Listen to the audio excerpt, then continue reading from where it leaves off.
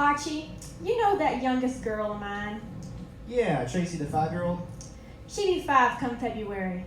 Do you know that I can't get her to go to bed at night for nothing? Is that right?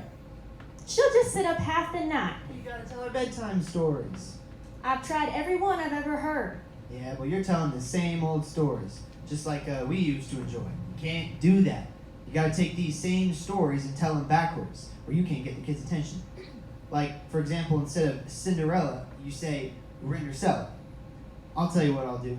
I'll tell you the story of Rindercella. You learn this, you tell it to your kids, all right? All right. Well, once upon a time, in a corn country, there lived a beautiful girl, and her name was Rindercella. Now, Rindercella lived with her muggly other and her 2 sad blisters. Also, in the same corn country, there was a very prancing hince. Ooh. Now, this prancing hince was going to have a fancy fall, and he invited the people for riles and mount, especially the pitch people. Now, Rindercella's muggly other and her 2 sad blisters, they went out to go buy some drancy fesses, to wear to this fancy fall. But Rindercella, all she had to wear were some old roti dags. So finally, the night of the fancy fall arrived, and Rindercella couldn't go, so she just cat down and tried. She got down and tried? Cat right down there and tried. Oh, poor thing. And she was getting there trying, when all at once there appeared before her Gary Mudfather, and he touched her with his magic wand.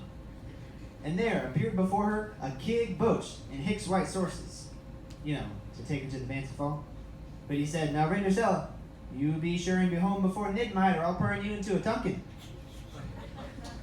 So when Rindercella arrived at the fancy fall, this prancing hince met her at the door, because he'd been watching all this time behind a wooden window. And Rindercella and the prancing hince danced all night, and they lell in fub.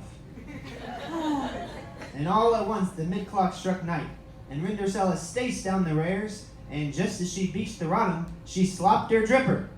She slopped her dripper? Yes, ma'am. So the next day, this prancing hince goes all over this corn country looking for the beautiful girl who had slopped her dripper.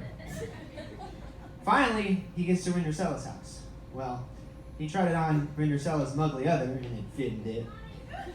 Then he tried it on Rindercella's 2 sad blisters, and it fitted it. Then he tried it on Rindercella, and it fitted it. It was exactly the sight rise. So they got married and lived heavily after afterwards. Now, madam, the moral of the moral is this. If you go to a fancy fall, and you want the prancing hince to lull and fub with you, don't forget to slop your dripper. Well, thank you, Archie. That was very helpful. No problem. You come back next time, and I'll tell you the story of the P. Little Thrigs.